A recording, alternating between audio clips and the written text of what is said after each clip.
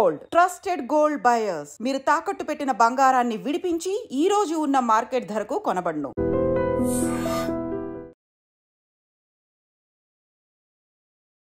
మన భారతదేశం నుంచి చాలా మంది విద్యార్థులు అయితే హయ్యర్ స్టడీస్ కోసం అంటే డిగ్రీ తర్వాత నెక్స్ట్ ఎంఎస్ కోసమో ఎంబీఏ కోసమో ఇంకా ఫర్దర్ వాళ్ళ స్టడీస్ కోసం అయితే బయట దేశాల వైపే చూస్తున్న పరిస్థితి. ఇది మనందరికీ తెలిసినటువంటి విషయమే.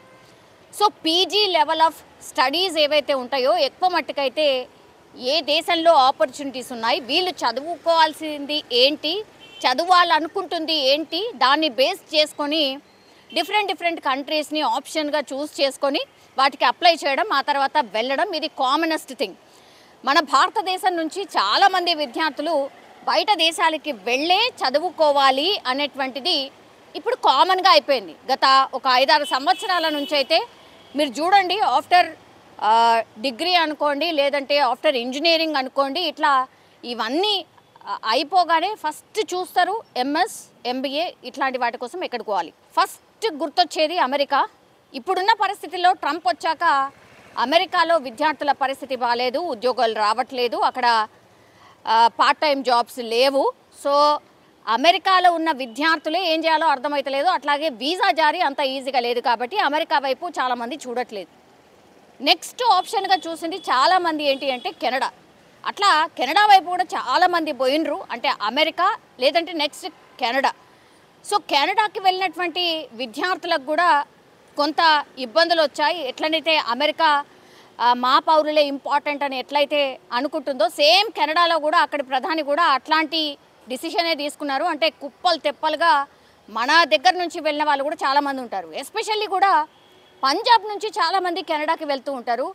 పంజాబ్ నుంచి చాలామంది ఫ్యామిలీస్ ఎక్కువగా కెనడాలో సెటిల్ అయి ఉంటారు. అంటే ఈ సిక్స్ ఎవరైతే ఉంటారో వాళ్ళందరూ కూడా, ఈ సిక్కులు అనే వాళ్ళందరూ కూడా చాలా మట్టుకి కెనడాలో సెట్ అయి ఉంటారు. మరి రీజన్ ఏంటి అనేది వాళ్ళ కంఫర్ట్ ఆర్ బిజినెస్ చేసే వాళ్ళకు బాగుంటుంది అన్న థాట్తోని వెళ్తూ ఉంటారేమో.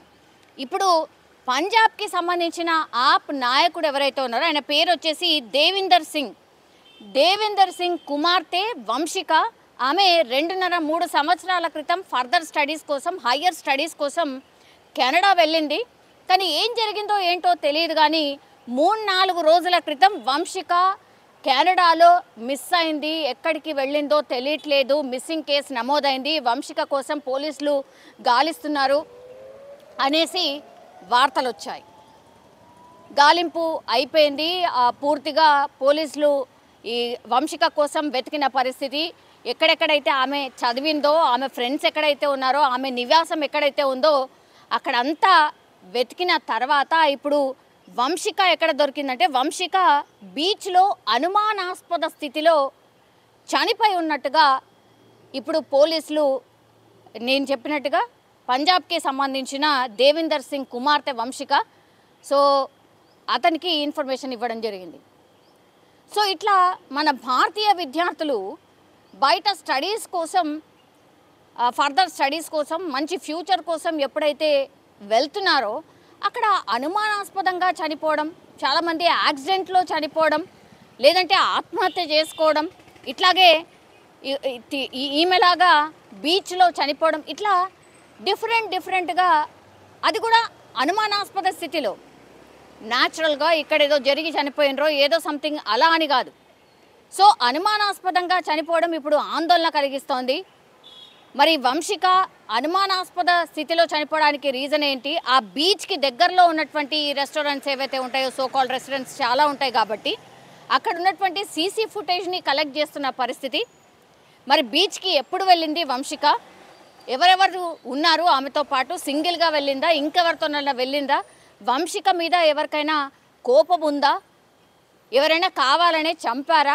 ఇంకేం జరిగింది అనే కోణంలో పోలీసులు అయితే పూర్తిగా విచారణ అయితే చేస్తున్న సిచ్యువేషన్ అయితే కనిపిస్తోంది. కానీ చాలామంది ఇప్పుడు మన వాళ్ళు కూడా కెనడాలో చాలామంది మన వాళ్ళు వెళ్ళినటువంటి పరిస్థితి, అట్లాగే అమెరికాకు వెళ్ళినటువంటి పరిస్థితి, ఇట్లాంటి వార్తలు తరచుగా వస్తున్నాయి.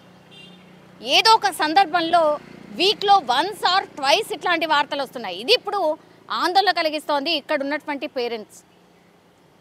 ఇది మాత్రం ఈ పంజాబ్కి సంబంధించిన లీడర్ పొలిటీషియన్ వాళ్ళ కుమార్తెని అనుమానాస్పద స్థితిలో చనిపోయిన సిట్యుయేషన్. మరి ఈ కేసునైతే సీరియస్గా దర్యాప్తు చేస్తున్నారు పోలీసులు. అయితే మరి వంశిక విషయంలో ఏం జరిగింది ఏంటి అనేది పూర్తిగా తేల్చే అవకాశం అయితే కనిపిస్తోంది. కానీ అత్యంత బాధాకరం, ఇట్లాంటి ఇన్సిడెంట్స్ తరచుగా జరగడం కూడా ఆందోళన కలిగిస్తున్నటువంటి. నిజంగా ప్రస్తుతం ఉన్నటువంటి సమాజం దేనికి ప్రయారిటీ ఇస్తుంది? ఆర్థిక సంబంధాల చుట్టూ మాత్రమే తిరుగుతుంది. మళ్ళీ ఎన్నికలంగానే చాలా విరక్తి కలుగుతాను. మంచి అనిపిస్తుంది కదా, లేడీస్ కూడా ఛాలెంజింగ్ జాబ్స్ చేసినప్పుడు చాలా బాగుంటది. ట్రాఫిక్ అసిస్టెంట్స్ గా నియమించిన ట్రాన్స్జెండర్స్ అందరితో సాల్యూట్ చేయించుకుంటున్నారు. ఫుడ్ డెలివరీ ఇవ్వటానికి వెళ్ళినటువంటి డెలివరీ బాయ్ అనిల్ పై కళ్ళ ముందు